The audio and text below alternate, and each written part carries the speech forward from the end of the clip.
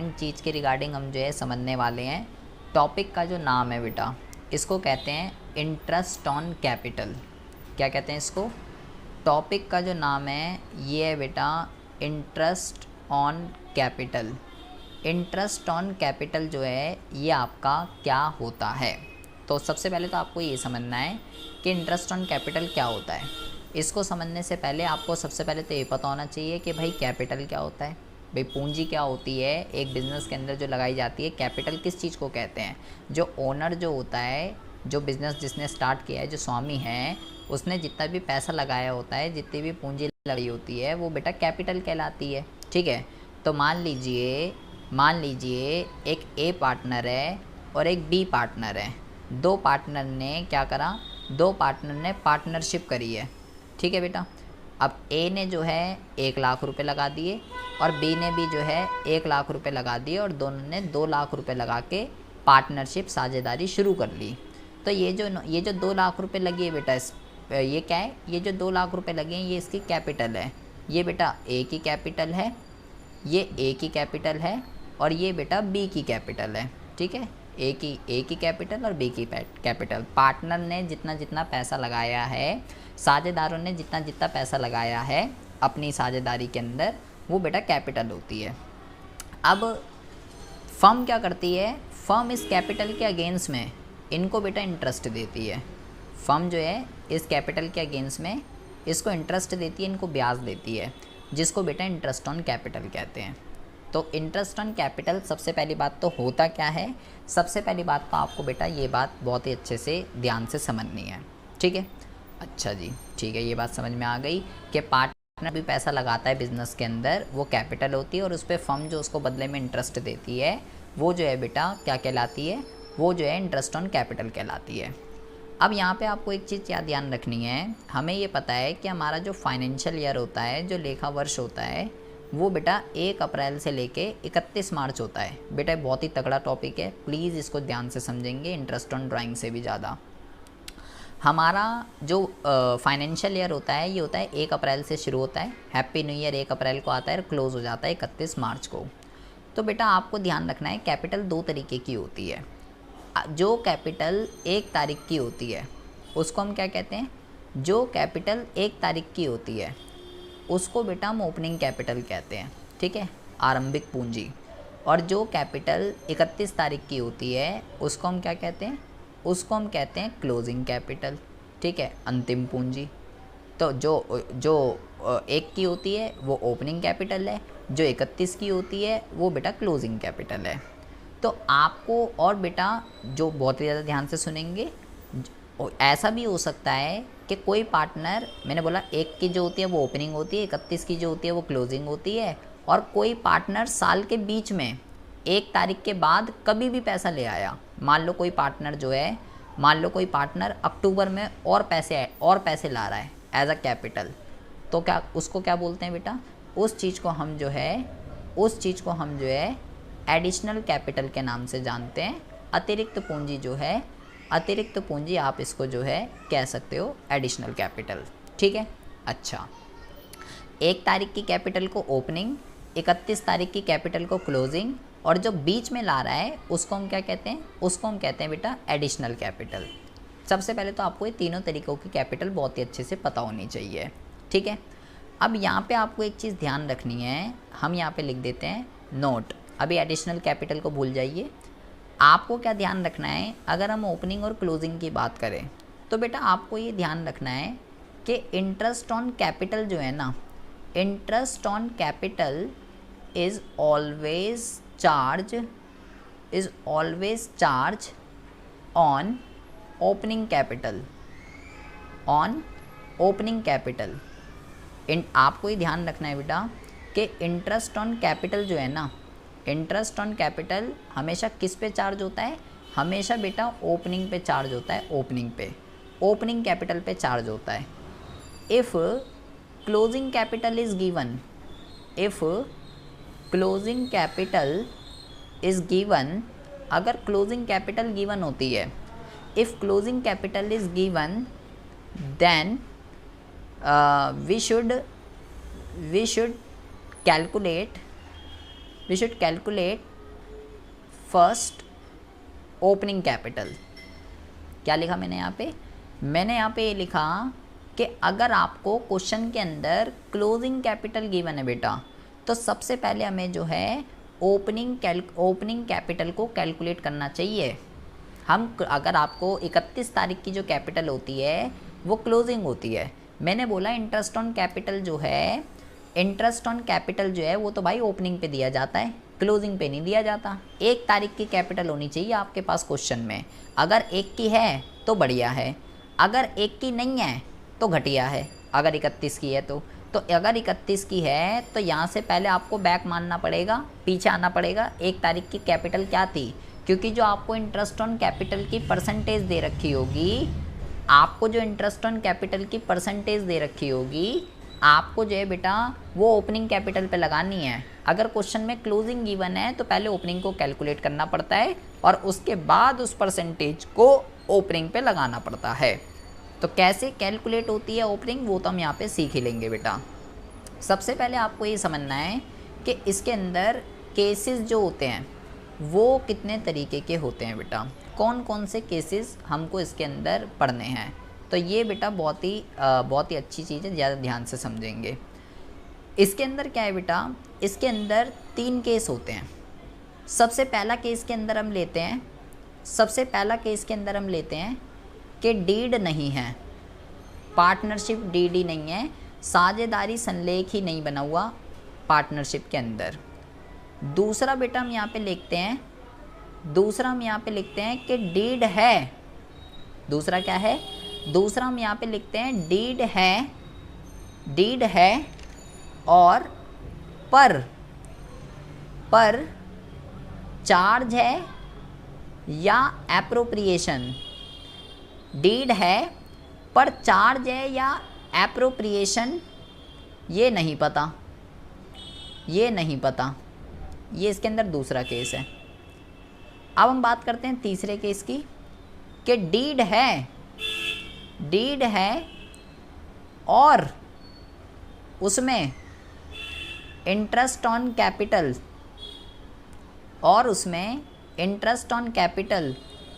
As a charge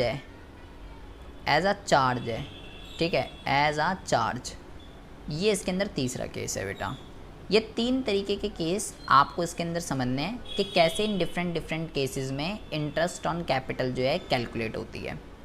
सबसे पहले हम बात करते हैं कि जब बेटा डीडी नहीं होती, जब पार्टनरशिप के अंदर, साझेदारी के अंदर जब साझेदारी संलेख ही नहीं होता, डीडी नहीं होती, तो बेटा हमने ये पढ़ा है according to Indian partnership act apply होगा जब डीड नहीं होती, और उसके अकॉर्डिंगली नो इंटरेस्ट ऑन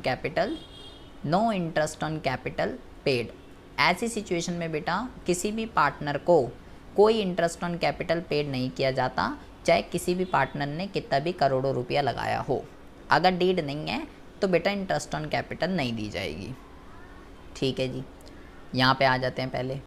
अगर डीड है तो देना पड़ेगा जितना लिखा है, लेकिन डीड में क्या लिखा हुआ है बेटा? डीड में लिखा हुआ है एज अ चार्ज। तो बेटा चार्ज का मतलब मैंने आपको क्या बताया था? चार्ज का मतलब मैंने आपको ये बताया था कि भाई चाहे प्रॉफिट हो चाहे लॉस हो, पार्टनरशिप के अंदर चाहे प्रॉफिट हो चाहे लॉस हो, आपको ये चीज़ देनी ही पड़ेगी। जब भी किसी भी चीज़ के आगे एज अ चार्ज लग जाता है तो इसका मतलब है ये चीज़ आपको देनी ही पड़ती है, चाहे प्रॉफिट हो चाहे लॉस हो। तो फिर तो बेटा देना पड़ेगा, आपको देना पड़ेगा चाहे कुछ भी हो जाए। इंटरेस्ट ऑन कैपिटल जो है आपको पेड करना पड़ेगा, चाहे बेटा प्रॉफिट है चाहे लॉस है, कुछ भी हो जाए पे होगा बेटा, आपको पे करना पड़ेगा, क्योंकि वहाँ पे चार्ज लिखा हुआ है। चार्ज का मतलब है देना ही देना है, कंपलसरी है, मैंडेटरी है। एज अ चार्ज का मतलब क्या है? एज अ चार्ज का मतलब है बेटा कंपलसरी है, मैंडेटरी है, वो चीज़ जाएगी। अच्छा, अब हम आ जाते हैं बेटा कि डीड है, पर डीड में ये नहीं पता चार्ज है या एप्रोप्रिएशन, ये नहीं पता चल रहा। तो बेटा मैंने आपको क्या बोला, हम अपनी तरफ से मैंने आपको बेटा चार्ज और एप्रोप्रिएशन बताया था कि चार्ज कौन कौन होते हैं और एप्रोप्रिएशन कौन कौन होता है। इंटरेस्ट ऑन कैपिटल, पार्टनर की सैलरी, पार्टनर की कमीशन हमेशा एप्रोप्रिएशन होती है। मैं अपनी तरफ से कभी भी इनको चार्ज नहीं मानूंगा जब तक क्वेश्चन में स्पेशली मेंशन ना किया गया हो कि इंटरेस्ट ऑन कैपिटल, पार्टनर की सैलरी, पार्टनर की कमीशन की ये चार्ज है। जब क्वेश्चन में स्पेशली मेंशन होता है तो ही मैं चार्ज मानूंगा, जैसे कि यहाँ मेंशन है। अदरवाइज बेटा मैं क्या मानूंगा, अदरवाइज ये चीज़ हमेशा एप्रोप्रिएशन रहती है। एप्रोप्रिएशन का मतलब होता है कि जब प्रॉफिट होगा तो ही देना है, अदरवाइज नहीं देना। अब इसके अंदर 3 केस होते हैं बेटा।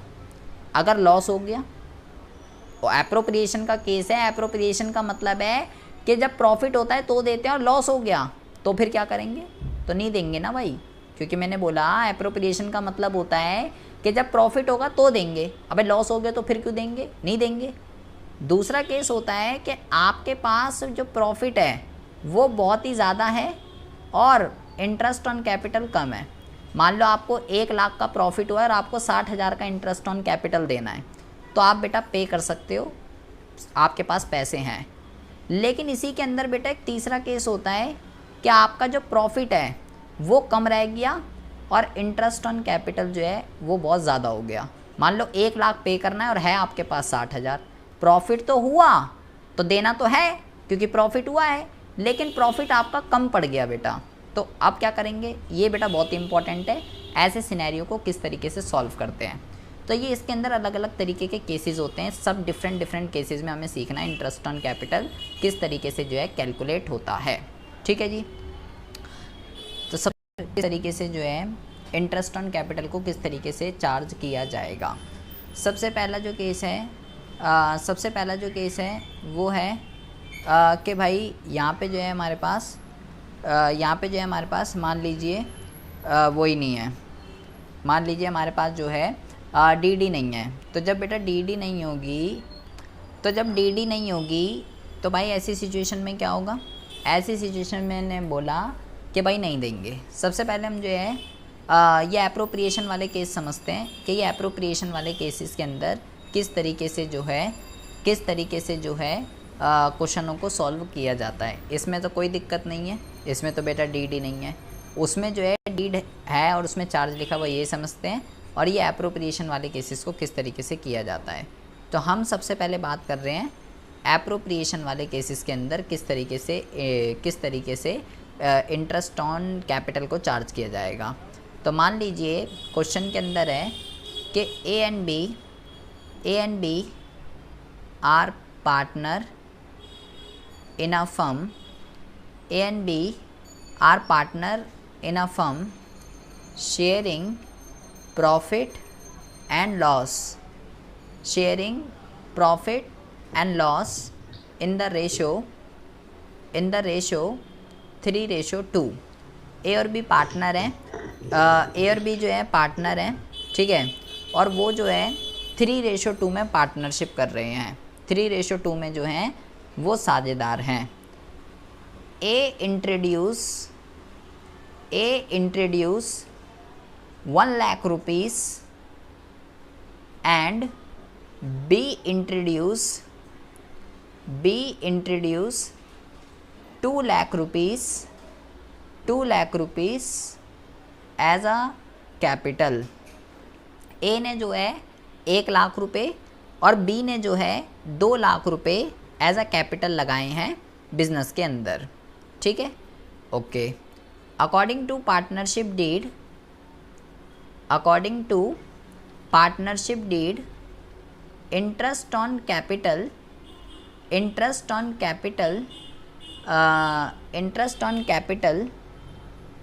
इज अलाउ, हम यहाँ पे लिखते हैं interest on capital is allow 10% per annum. Interest on capital 10% per annum देना है, ठीक है। एंड हम यहाँ पे लिखते हैं find interest on capital in different cases. पहले केस के अंदर ले लेते हैं। पहले केस के अंदर है लॉस ऑफ द फर्म कितना है 5 लाख रुपीज़, 5 लाख रुपए का फर्म को लॉस हो गया। बी दूसरे वाले केस के अंदर ले लेते हैं बेटा, दूसरे वाले केसेस के अंदर ले लेते हैं कि प्रॉफिट ऑफ द फर्म वो कितना लेते हैं, इन्होंने कितनी कैपिटल लगाई है पहले ये देख लेते हैं। ए ने लगाई है 1 लाख, इसने लगाई है 20,000। अच्छा, ए ने 1 लाख लगाई है, ने 20,000 2 लाख लगाई है, तो इसका 10 बनेगा, इसका 20 बनेगा, 30,000 बनेगा इसका। ठीक है, यहाँ पे हम लिख लेते हैं बेटा 50,000। ठीक है, और तीसरे वाले केस के अंदर हम क्या लिखते हैं, तीसरे वाले केस के अंदर लिखते हैं profit of the firm is 20,000 rupees. ये 3 केस हैं बेटा। ठीक है, एप्रोप्रिएशन का हम केस समझ रहे हैं, एप्रोप्रिएशन वाले केस के अंदर किस तरीके से इसकी ट्रीटमेंट की जाती है। तो पहले तो बेटा क्वेश्चन को ज़रा ध्यान से समझिए, क्वेश्चन में ये क्या कह रहा है। क्वेश्चन में बेटा ये बोला है A and B are partner in a firm sharing profit and loss in the ratio 3:2। A और बी पार्टनर हैं और 3:2 में साझेदार हैं। ए ने बेटा 1 लाख रुपए लगाए हैं और बी ने जो है 2 लाख रुपए लगाए हैं एज अ कैपिटल बिजनेस के अंदर। ठीक है, ए की पूंजी 1 लाख है, बी की 2 लाख है। अकॉर्डिंग टू पार्टनरशिप डीड, ये पार्टनरशिप डीड लिखा है बेटा मैंने, इंटरेस्ट ऑन कैपिटल कितना दिया जाएगा, 10% पर एनम दिया जाएगा पार्टनर्स को। ठीक है जी, अच्छा ठीक है जी, दे देंगे partner according to partnership deed. ठीक है, तो कह रहा है find interest on capital in different cases. बेटा आपको इंटरेस्ट ऑन कैपिटल निकालते समय पहले तो ये पता होना चाहिए ना केस कौन सा है, तभी तो निकालेंगे। अब मैंने यहाँ पे ये मैंने पढ़ा, तो मुझे कैसे पता चलेगा कि कौन सा केस है भाई। पहला केस मैंने आपको बोला, पहला केस मैंने बोला कि भाई डीड नहीं है, पहला ये केस होता है, तो भाई यहाँ तो डीड है। दूसरा मैंने आपको तीसरा मैंने आपको समझाया था डीड है और वहाँ पे interest on capital as a charge लिखा है, तो यहाँ पे कहीं लिखा है interest on capital as a charge, तो भाई चार्ज वाला भी नहीं लिखा हुआ, यहाँ तो सिंपल लिखा है 10% पर एनम। तो भाई ना तो डीड पहला वाला केस है ना तीसरे वाला केस है, तो फिर ये केस कौन सा है, ये दूसरे वाला केस है, एप्रोप्रिएशन का केस है। तो आपको ये खुद पहचानना पड़ेगा कि ये केस कौन सा है, तो ये एप्रोप्रिएशन का केस है। और एप्रोप्रिएशन के अंदर मैंने बेटा आपको 3 केस समझाए हैं। एप्रोप्रिएशन का मतलब होता है कि जब प्रॉफिट होगा तो ही देते हैं, अदरवाइज नहीं देते।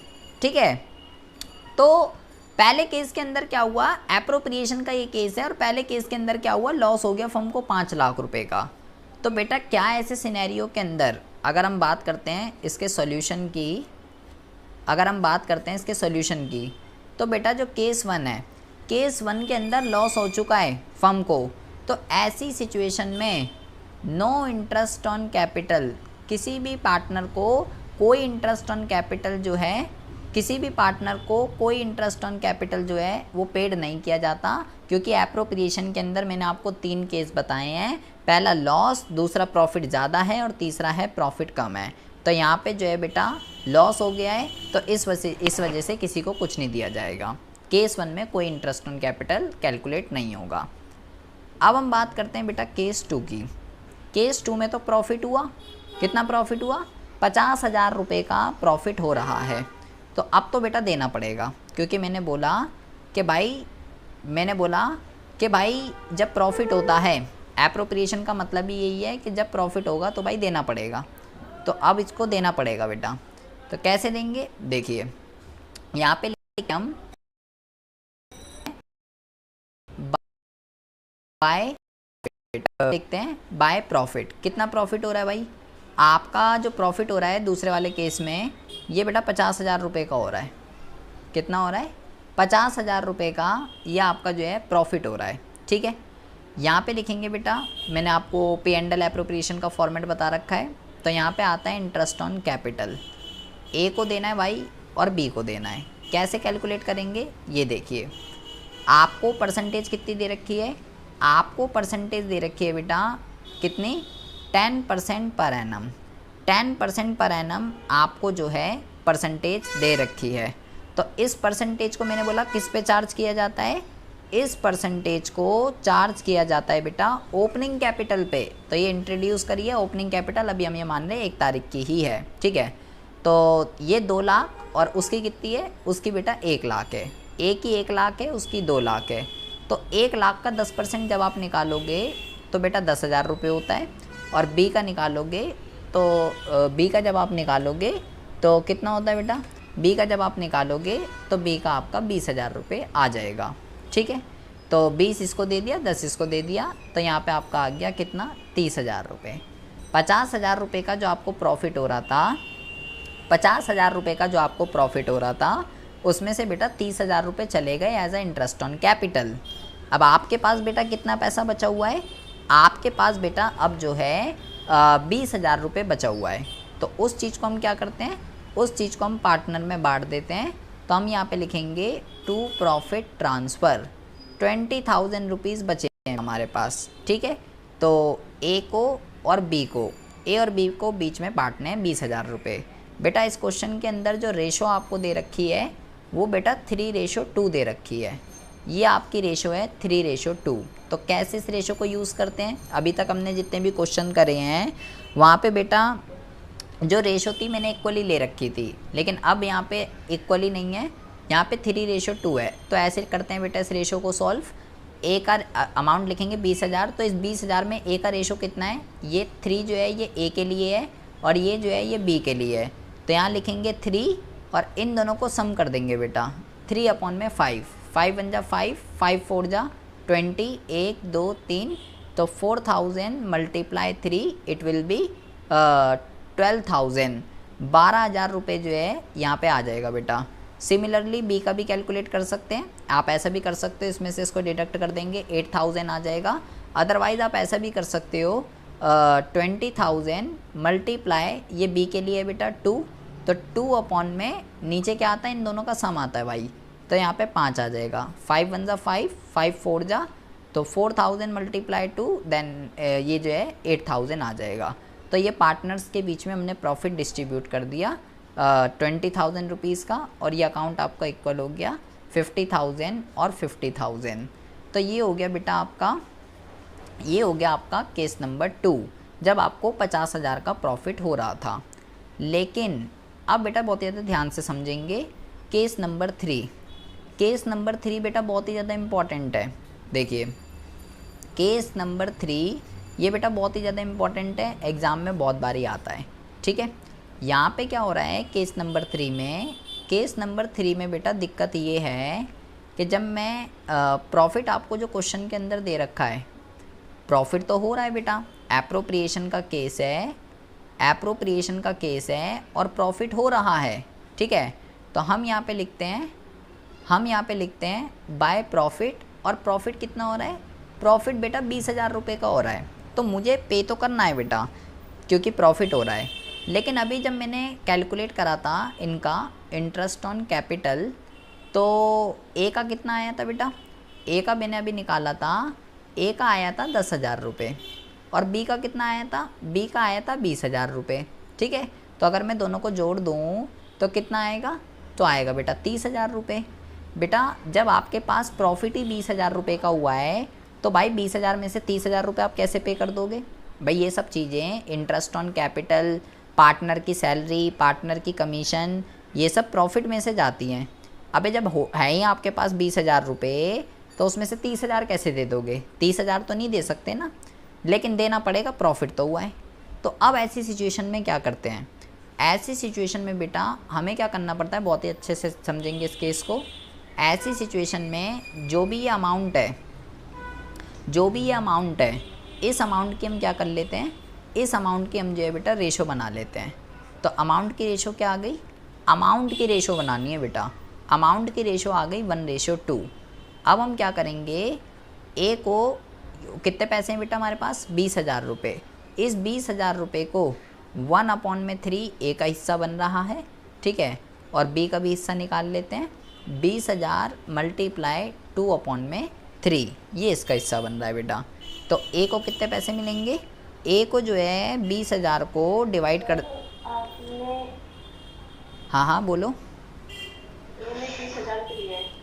ए में 20,000 इसलिए लिए हैं, हमें क्या करना है, हमें इस 20,000 रुपये को, इस 20,000 रुपये के प्रॉफिट को हमें ए और बी में बांटना है भाई।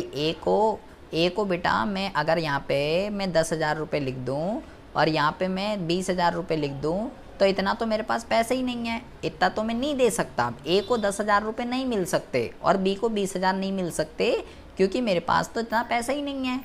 तो अब मुझे ये देखना है कि ए और बी को फिर कितना कितना मिलेगा। ए को मिलना तो 10,000 चाहिए, लेकिन मिल नहीं सकता because of lack of amount. B को 20,000 मिलना चाहिए, लेकिन उसको भी नहीं मिलेगा। तो फिर इस 20,000 में ए का हिस्सा कितना है और बी का हिस्सा कितना है, उस चीज़ को कैलकुलेट करने के लिए मैंने क्या करा, उसको जितना जितना मिलना था मैंने क्या करा, उनके अमाउंट की जो है रेशो निकाल ली। उनके अमाउंट की जो है मैंने रेशो निकाल ली। 10,000 इसका था, 20,000 इसका था, ये ए का था, ये बी का था। 4 से 4 जीरो कटी, 1:2 आया। अब मुझे देखना है कि 20,000 में ए का हिस्सा कितना है, तो 1 और इसका सम कर देते हैं 3। 20,000 को 3 से डिवाइड कर देंगे तो ये आएगा बेटा आपका ऐसे डेसिमल में आ जाएगा अमाउंट, ठीक है। तो इसको मैं अप्रॉक्स में करके लिख रहा हूँ 666,7, ठीक है। ये इसको हम जो है यहाँ पे लिख देते हैं, तो इसको इतना मिल जाएगा बेटा, और 666,7 इसको माइनस कर देते हैं, तो बी को कितना मिल जाएगा, बी को मिल जाएगा ये अमाउंट। इसका मतलब क्या हुआ, देखो ए को मिलना चाहिए था 10,000, लेकिन मिल कितना रहा है बेटा इसको 666,7, क्योंकि पैसे हैं नहीं। बी को मिलना चाहिए था 20,000, लेकिन मिल कितना रहा है, मिल रहा है बेटा इसको 13,333। तो इस तरीके से हम अमाउंट को डिस्ट्रीब्यूट कर देते हैं, और ये आपका जो है 20,000 रुपये और ये आपका जो है 20,000 रुपये, ये अकाउंट जो है बंद हो जाएगा। देंगे तो सही क्योंकि प्रॉफिट हुआ है, लेकिन प्रॉफिट यहाँ कम पड़ गया, जितना मुझे देना था। तो ऐसी सिचुएशन में जो भी अमाउंट पे करना है, उस अमाउंट की हम जो है रेशो को फाइंड आउट कर लेते हैं, और उसके बाद जितना भी अमाउंट अवेलेबल होता है, जितनी भी राशि अवेलेबल होती है, उसको उस अनुपात में बांट के पार्टनर को दे के किस्सा ख़त्म कर देते हैं। तो यह आपने समझा है कि एप्रोप्रिएशन के अंदर तीनों केस मैंने आपको समझाए हैं कि जब एप्रोप्रिएशन का केस होता है तो ऐसी सिचुएशन में कैसे जो है बेटा लॉस के केस में जब प्रॉफिट ज़्यादा होता है उस वाले केस के अंदर, और जब प्रॉफिट कम होता है उस वाले केस के अंदर किस तरीके से इंटरेस्ट ऑन कैपिटल को कैलकुलेट किया जाता है। जब डीड नहीं होती है बेटा, तो मैंने बोला फिर तो भाई देंगे ही नहीं, फिर तो चाहे आंधी आ जाए चाहे तूफान आ जाए, फिर तो देंगे नहीं, चाहे किसी भी पार्टनर ने कितने भी लगाए हों। अब हम बात करते हैं कि अगर चार्ज का केस होता है बेटा, तो फिर कैसे होता है, तो फिर कैसे कैसे कैलकुलेट होगा।